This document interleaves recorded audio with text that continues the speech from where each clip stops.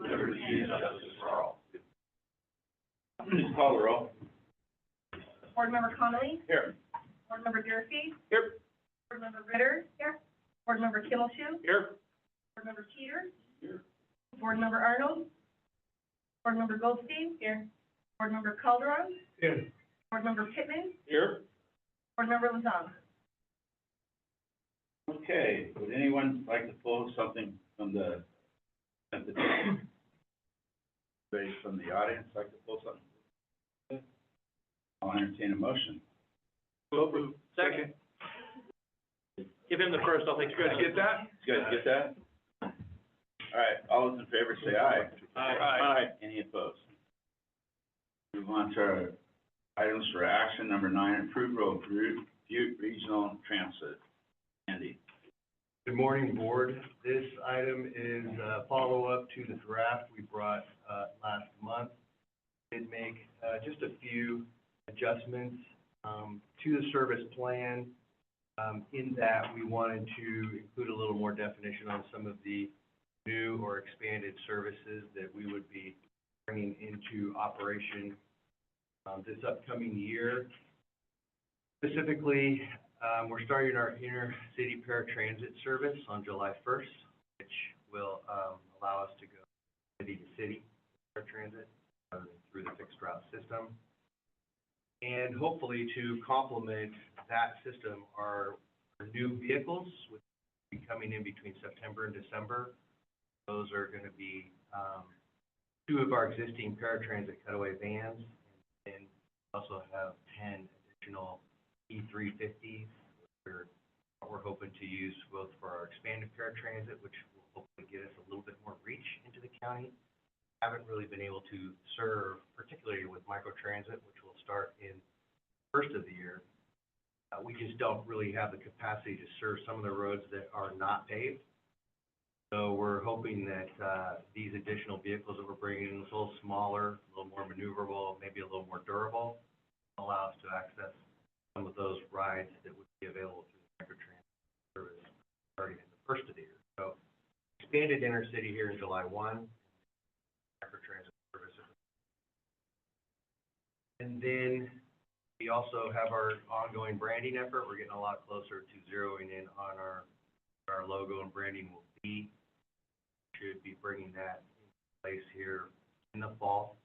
Get a final designs. They're kind of working on the colors and zeroing in on it. So we should have something to bring to the board here prior to us actually going out and making an effort to turn over all the color schemes.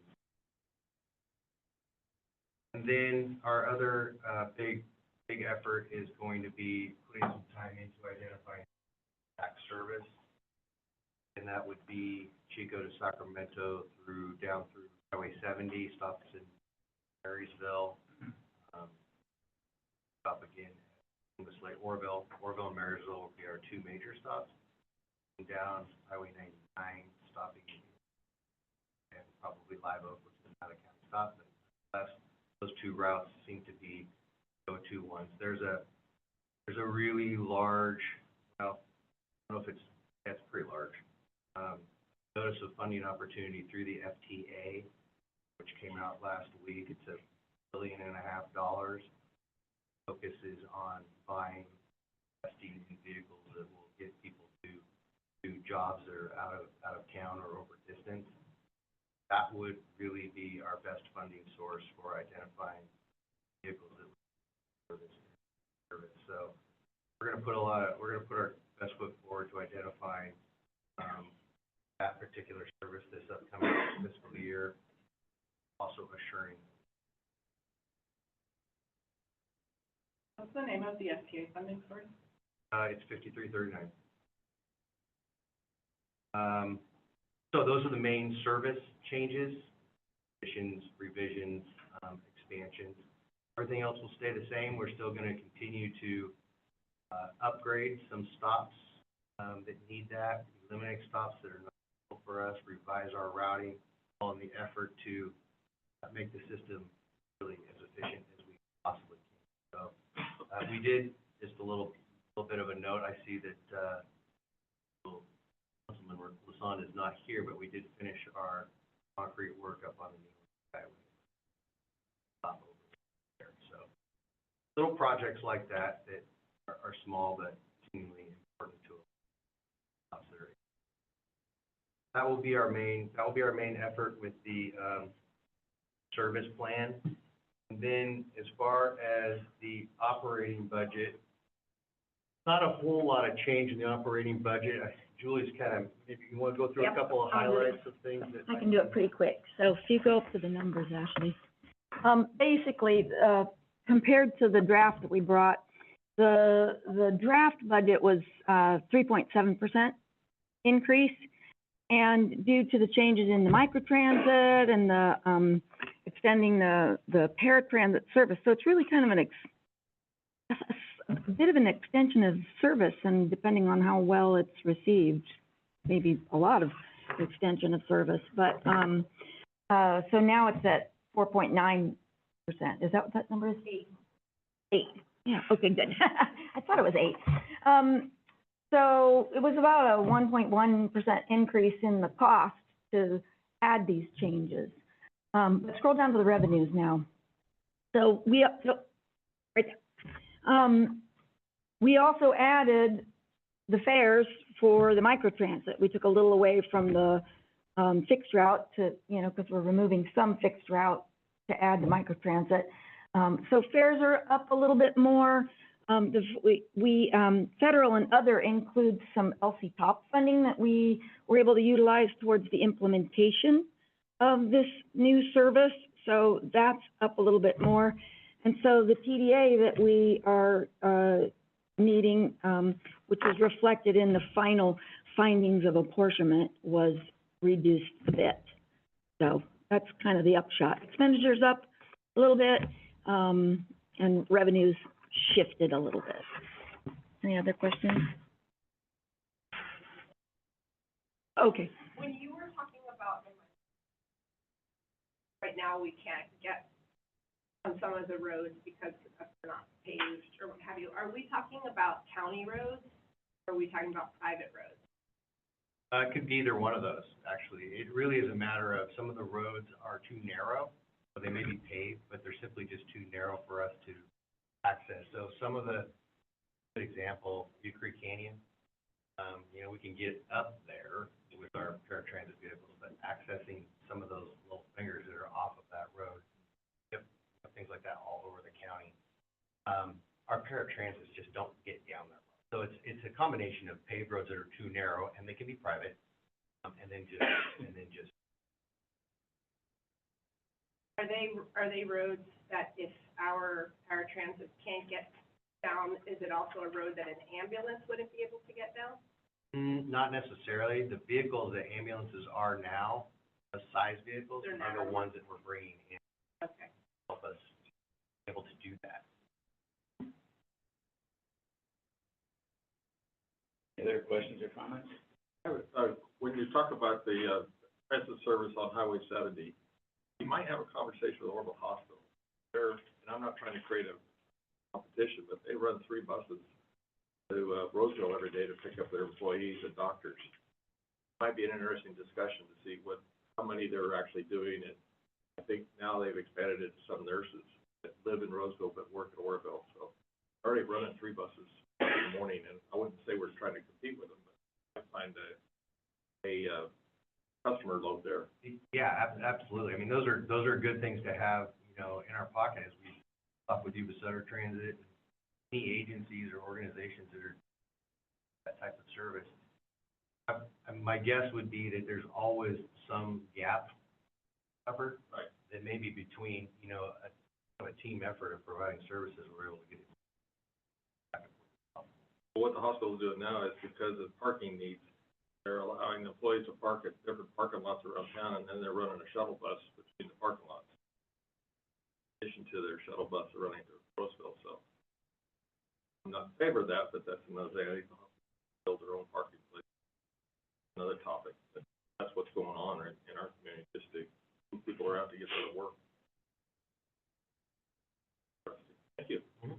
Any other questions or comments? Any public comment on this matter? Close public comment, wishes of the board. I've got a public comment. Yes, Chair, you do. I wanted to make clear what is obfuscated in this line item list, that the intent is to eliminate the fixed route service into Magalia at the end of the calendar year and try to replace it with microtransit that will only operate within the Paradise Magalia zone. So prior to Campfire, there were 14 buses up and 15 buses down to Chico, plus direct service from Paradise to Oroville. That was canceled. There's currently 9 round trips between Paradise and Chico, and the intent is to reduce that to 4. The existing 4 that are under the 40 banner, that only go up to Paradise and back, that are not covering their fare box revenues the way the 41s that go all the way up into Magalia and back have been doing. So this is going to make it very difficult for certain classes of passengers. I don't know exactly what those 4 routes will be, whether they'll be the same timings as they are right now. It might be that there's 3 up in the morning and then 3 down in the morning and 3 up in the afternoon. So the timings will be like 7, 8, and 9 going down, and then roughly 4 o'clock going down. There might be no midday service, or there might be a lot of deadheading. None of this is efficient. So if we're talking about trying to make things more efficient or getting passengers per revenue hour, that this proposes that you're going to get $12 in fare for each of the 6,037 microtransit hours, which I find inconceivable. You'll be very, very unlikely to get 6 paying passengers at all, but if there are transfers or reduced fares, that's just an absolute fiction. So I want to make clear that you're voting for an absolute fiction regarding the microtransit revenues, and the expenses are not going to justify the number of passengers that you're going to be serving, and it's not going to justify the number of passengers that you are choosing not to serve. So when you're adding paratransit that goes intercity, now some of the passengers that are currently obligated to use fixed route will be able to use paratransit.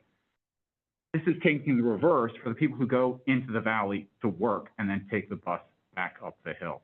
It is inefficient, and I complained about this years ago, that John Clark had mailed me that my plan was more efficient than Gordon's plan.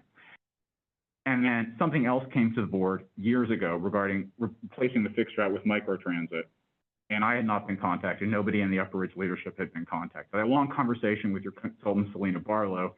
Haven't heard back about that either. But I'm saying that this is going to severely inconvenience people who have already been severely inconvenienced by Campfire and the loss of services on the Ridge. If all the services that had existed in Paradise prior to Campfire still existed in Paradise, microtransit could serve most of our needs, but they don't. Now we're forced to come down into the valley, and the elimination of the fixed route is going to make everything worse. Any other public comment? Close public comment. To the board. Do you have any response from staff related to that? Yeah, actually, the microtransit, were implemented positively, and that we are not actually reducing the level of service to any of our communities. In a large part, the microtransit and the shift from fixed route to microtransit in certain areas is an increase in service. There is no plan to reduce the current level of fixed route buses that are going up and down from the bridge. And the intention is to create a more efficient route for the fixed route so that it's going up to the ridge, doing a loop in Paradise and coming back down. And microtransit, which allows better access, as Andy spoke, with the smaller vehicles, to some of those smaller roads in Paradise and Magalia, so that customers do not have to walk to the Skyway to get picked up, which is largely what they have to do now. It incorporates a lot of those new builds in Paradise as well as the existing layout of Magalia, so that we can serve more people without having to waste gas on that large bus that's not getting full, not making its fare box. So what I would say is I'm really happy to talk with our representative from Magalia after the meeting is over, but I believe that his fears are largely unfounded on I don't think he understands what the plan is. Thanks for the response. Any other comments by the board? I think the only comment I have is if we had all of the services, you know, still in Paradise that existed, you know, yeah, of course that would be better, but we also don't have the people. We're serving a very different number population than we were prior to the fire. So, you know, I feel like this is a good plan because people are more dispersed than they were previously. So that's where I'm very supportive of the microtransit because we're making it easier for people to use public transportation without having, you know, a mile walk to a bus stop or we don't have the same population up there, not in the same places. Any other public comment? Board comment? Close that, wish to the board. Move approval of Butte Regional Transit fiscal year 25-26 service plan. Second that. All those in favor say aye. Aye. Any opposed, say nay.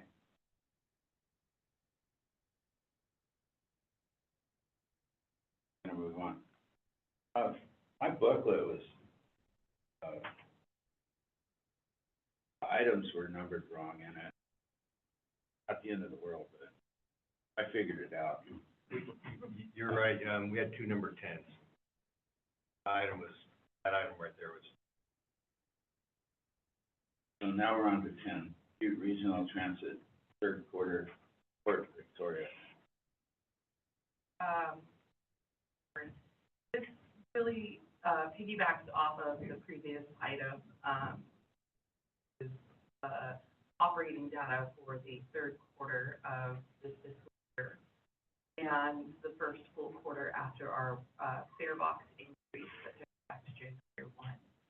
And what we see is that the fare box coverage did go up, but it's still not meeting the mark of where we need it to, which is somewhat expected since this fare box coverage is fiscal year to date.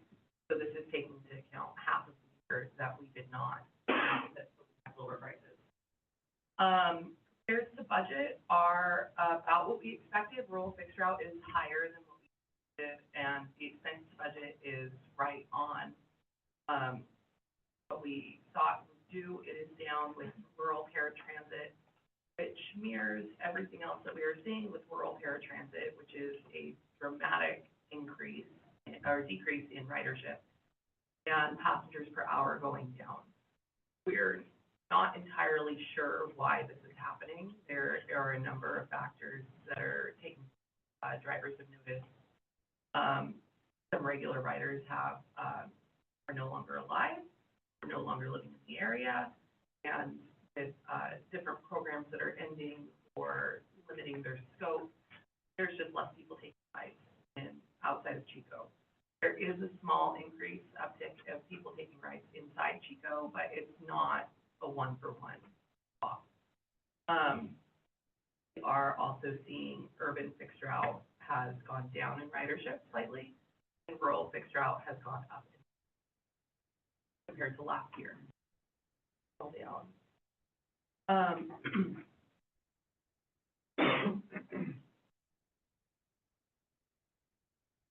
Here's our ridership graph, which shows that how these changes are actually tracking year to year. So you'll see that the urban fixed route is still on an upward trajectory overall, but the other three services they're leveling out.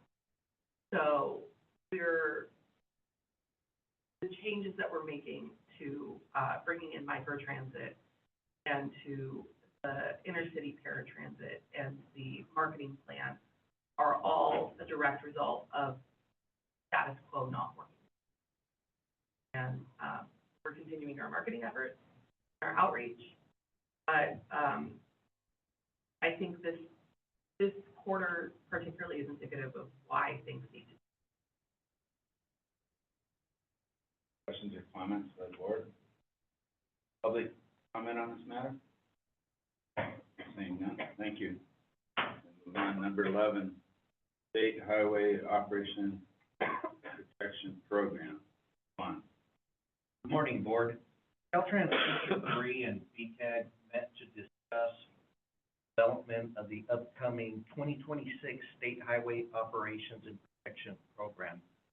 BCAG has invited Mr. Bikram Kalon of Caltrans District 3 to give an update of those various projects that they're planning to program in the next shop cycle, as well as those that are a little bit farther out. Mr. Kalon was kind enough to give an update to BCAG's Transportation Advisory Works Directors. It was well received, and let's give Caltrans credit where credit is due, and it was a great update and sharing the board's awareness. Bikram, you want to go through each of the projects identified? Sure. Thank you. Thank you. I'm Bikram Kehalon. I'm with Caltrans, Project Management. And I'll go through each project here. Some we're just starting on, and some are going to be in construction. So I'll go one by one, and if there are any questions, I'll be happy to answer. The first one is on 99. It's a capital preventive maintenance project between Eaton Road and all the way to the Butte-Tehama County line. And also, we're improving the intersection of Garner and 99. I know there are some safety concerns, so we'll be adding a number 2 lane between Sycamore Creek and Esplanade, both in the northbound and southbound direction for that project. The second one is we're just starting the project initial report. It's the intersection improvement at 99 and Garner. So we'll be just starting on this one probably next month. The third one is State Route 162 from Feather River Bridge to Foothill Boulevard. It's a rehab project. We anticipate to go to construction spring of 2026. And then the fourth one, also on 162, that's west of the Feather River Bridge. It's a complete street project. We're trying to add number bike lane and class 2. And that one we're just starting on. Actually, we started on the PID, and the construction is probably 3 to 4 years out on this one. And the next one, 99 and Rio Bonito Road intersection improvements. We're potentially looking at either a signal or a roundabout. And we'll be starting on project initial report soon on this one as well. The next one, State Route 191 at Durham Pence. That's we're formalizing the roundabout. There's a temporary roundabout out there. We are just starting on the design on this one. We anticipate to go to construction about 2 years away on this one. And the next one is already in construction. That's State Route 32 from 99 to Meridian Road.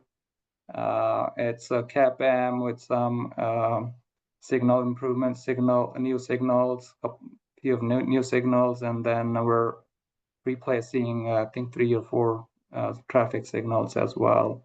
And we're adding some sidewalks on this one as well. So this is already in construction. So if there are any questions, I'll be happy to answer.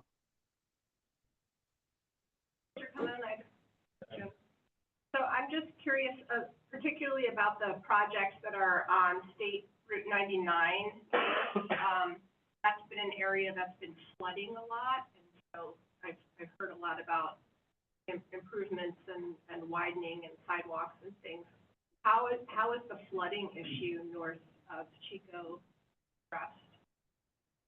Yeah, that's a different project. I know we had some funding from FEMA which we've been working with FEMA. Unfortunately, it's kind of slow process with FEMA.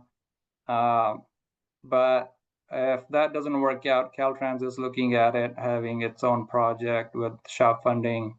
So we'll be, if the FEMA doesn't work out, the FEMA project, then Caltrans is looking at having its own SHOP project and kind of fixing that issue. Thank you. Want to add on Took the that words one? out of my mouth. Oh, sorry. Yeah, I just want to add a little bbit to that, and talking to Caltrans Deputy Director. The district wants to raise the highway 3 feet. FEMA agreed for funding for 1 foot, so there's a difference there. And Caltrans will be taking it to 3 feet with box culverts for the flooding. What happens between Caltrans and FEMA? Don't know. Is there a timeline on this? Yeah, the one with the FEMA, the grant is going to expire in 2026. So we're working through that and see if we can extend it. But we're still looking at 3 to 4 years out with construction even if we start with our SHOP project for construction. Sooner than later, because people are getting flooded every winter, and when we do divert, when they close 99 and traffic has to be diverted down Garner onto Kiefer. So now a state issue is now becoming a county issue. They're destroying our roads with big rigs, and we're not getting anything out of it. So, yeah, that needs to be put on the front burner, because as opposed to kicking the can down the road. Staff will bring a more comprehensive update that project. Then the other thing is on the 99 and Garner interchange there, I plan to hear you adding some lanes. Is there, hard for me to see, is there actual turn lanes associated with that? Like turn arrows coming off of Garner, because it's now a 20-minute delay sometimes if you're coming off of Garner trying to get onto Highway 99. Yeah, with the first project, we're adding through lanes with the first one listed there. But the second one listed intersection improvements, that's what we were looking at, potentially either roundabout or a signal. But I know there was some interest in interchange at that location. So we're just starting on the project initiation report on this one. So that's something we can discuss. I think maybe I'm misunderstood. So on 99 at Garner, so when you're coming off of Garner in either direction, trying to get onto Highway 99, without a turn light, like my impression was when Paiju Motors went in there that they were supposed to put a turn lane in, and now with CARD adding their water park down the road, traffic is just going to increase. So my understanding was that they were going to put a turn lane, like a light, a green arrow at 99 at Garner to get onto State Route 99. Yeah, I believe so. I believe the county, that was part of the agreement, and I think city is working with them to kind of have that improvement. That's my understanding. Staff will include that in the list. Thank you. And I think my biggest concern, I understand the delays with FEMA and that there may be dollars available through a SHOP grant, but my concern, is that we have these changes and repairs done prior to us addressing the flooding issue, and it's kind of doing it in vain if we do that, because it's going to deteriorate any of the improvements that we make. It seems like the flooding prevention needs to be part of these improvements. That has to be something that's done on the front end, not the back end. And that's been a negotiation for years, a long 40. time. I mean, it's not a problem that snuck up on us yesterday. That's all that. We're Oh, well aware. Back in the day, it used to be, Yeah. like it for public works, but that kind of all down by the wayside. Coming up. Vikram, I'm with the city of Oroville. I want to thank your agency for addressing some emergency repairs on State Highway 162. I assume I understand it may happen in the next few months, prior to the finish work being done in spring 2026. And I haven't attended a meeting, and I just heard about it. So thanks for addressing our immediate concerns, because some parts of the road are really very rough generated a tremendous amount of complaints. So I want to thank your agency for that work done very soon, I understand. Yeah, thank you. No problem. I'm not the project manager, but if there are any questions, I'll be happy to connect you with the right person. Also on Highway 162 at Arbol, Caltrans is still working on addressing some of the safety concerns that the city raised. Thank you. Any other questions or comments by board members? Any public comment on this matter? I'd like to thank you for the report. Thank you very much. Then move on, number 12. Triennial performance audits. Julie. Good morning, board. Every 3 years, we have to do a triennial performance audit for the TDA, and we just went through that process and finally received the final reviews. There are 3 different audits that take place. There's BCAG as the RTPA, and that's the agency that receives the TDA funds and distributes it. And then there's any of the transit operators that are receiving it. So of course, Butte Regional Transit and the Gridley Flyer come under that purview. Today we have Kathy Chambers with us from Moore and Associates. So she's gonna do a brief review of the findings.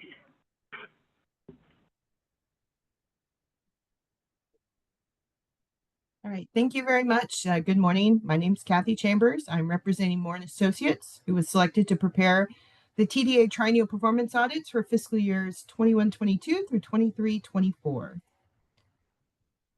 A brief reminder of what this is. As Julie mentioned, it is required under the TDA. For the performance audits, we focus on compliance with the requirements of the TDA, transit operator performance, and how well each entity functions. This is not a rehash of a financial audit. So we'll start with looking at BCAG as the RTPA. Here you can see some examples of things we look at as part of the compliance review. BCAG as the RTPA had 1 compliance finding. This is related to the city of Gridley completing its TDA fiscal audits after the established deadline. This is a finding for the RTPA because it contracts for the fiscal audits and also because it can't pay out future TDA allocations until it receives the operator's audit.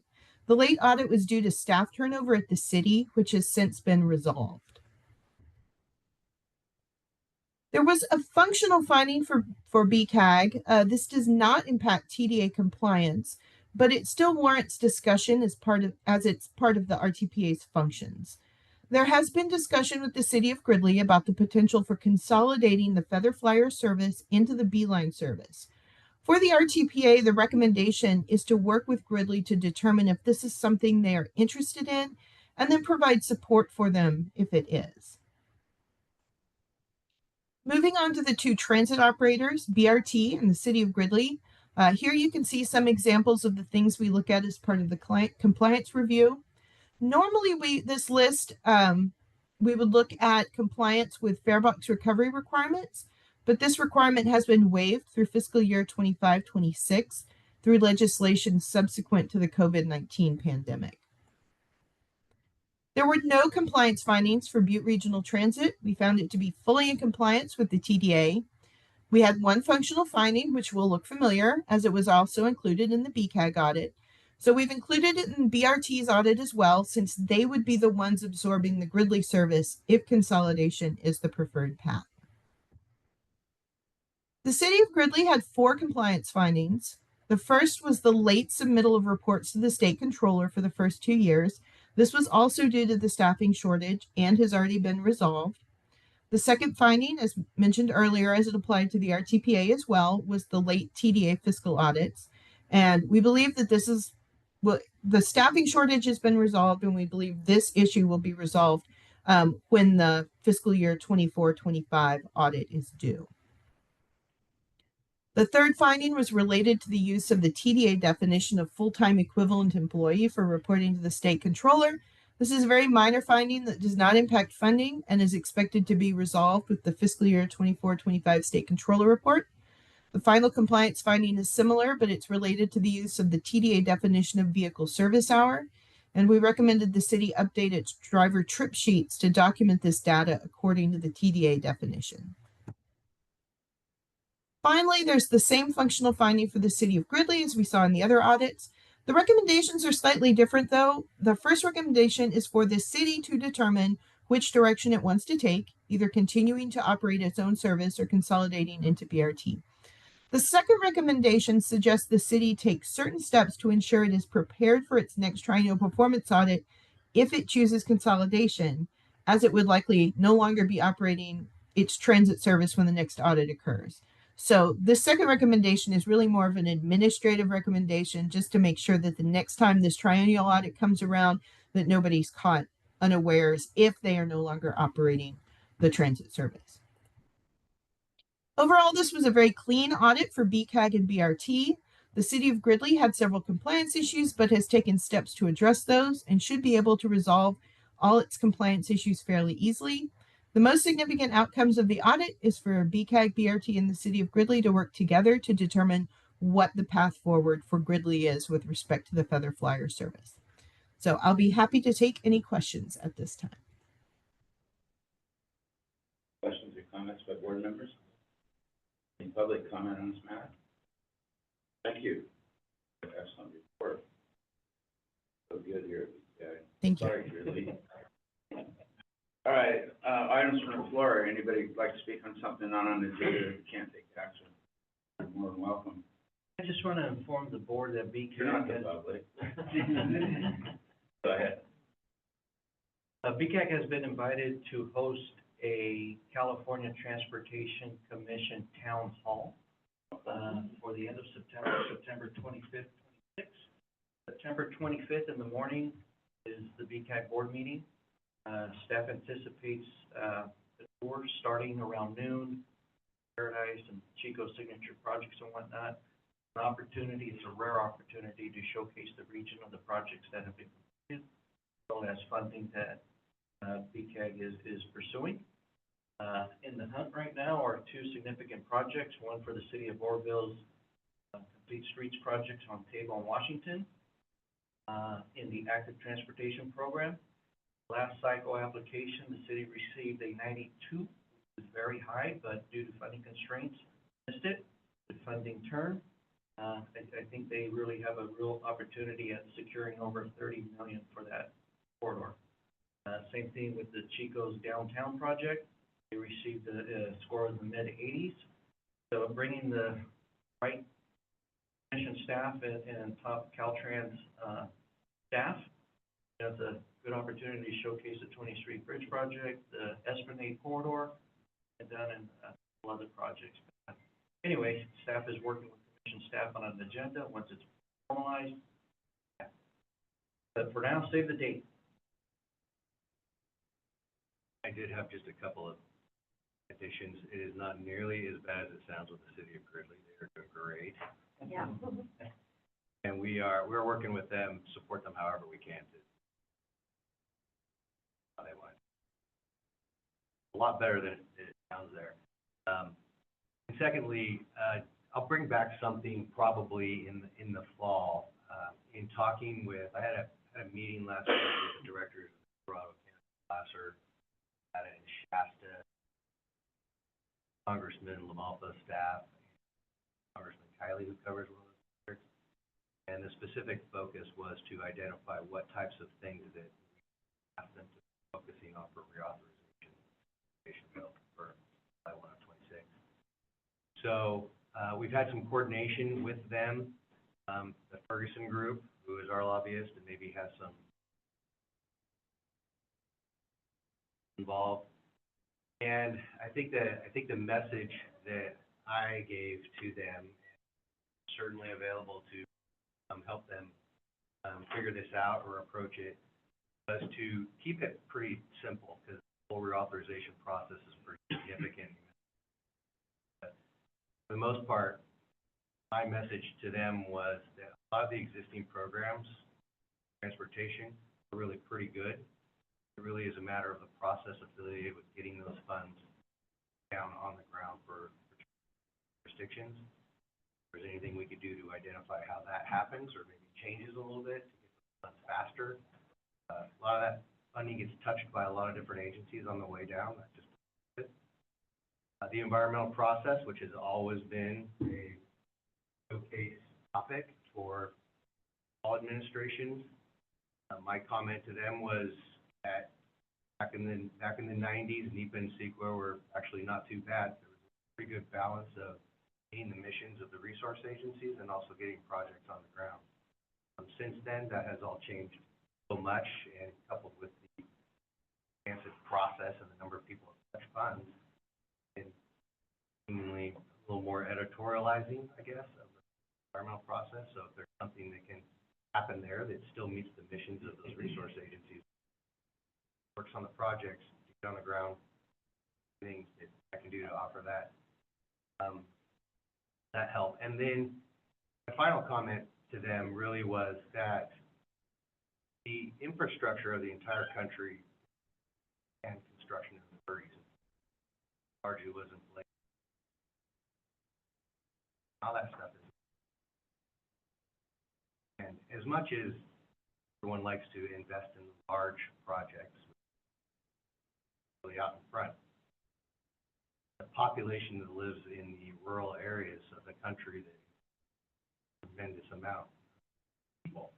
So there's some way that they can level some type of an interest in, instead of just talking about being, for local projects and investing in those off-system roads, actually need to do that. So it seemed like it was pretty well received. That's a rather, that covers a lot of things.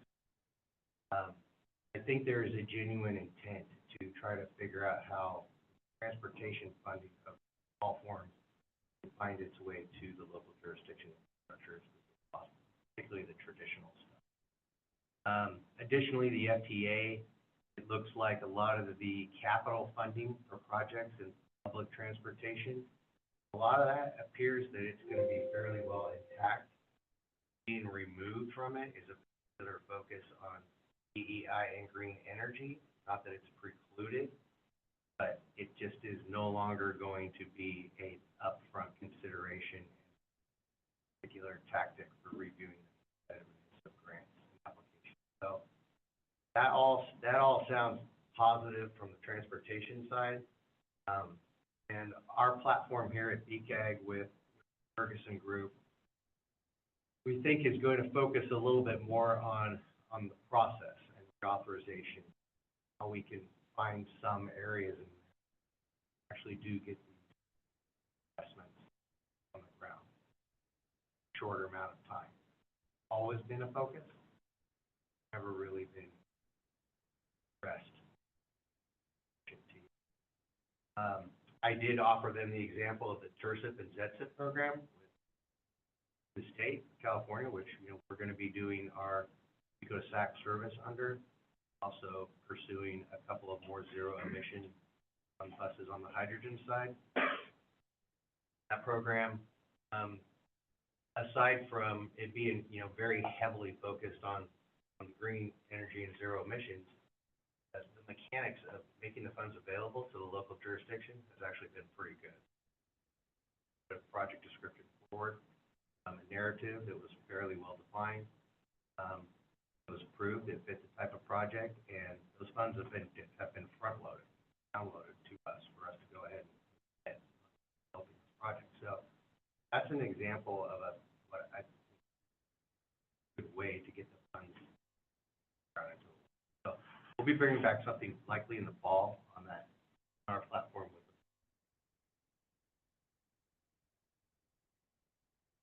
them. Public comment?